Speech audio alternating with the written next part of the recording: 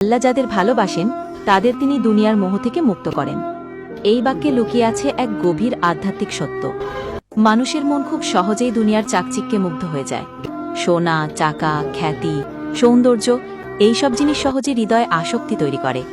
কিন্তু এই মোহই মানুষকে আল্লাহ থেকে দূরে সরিয়ে দেয়।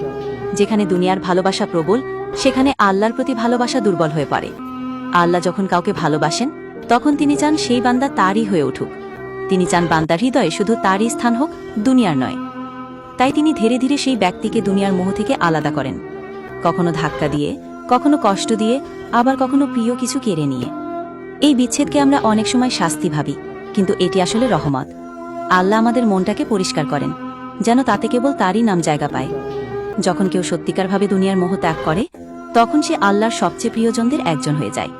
কারণ সে তখন আর কিছুর দাস নয়, সে শুধু আল্লাহর বান্দা। এটাই প্রকৃত মুক্তি, যে মুক্তি দুনিয়ার শেকল ভেঙে আত্মাকে আল্লাহর দিকে টানে। এই ভালোবাসাই চিরন্তন, এই সম্পর্ক পবিত্র।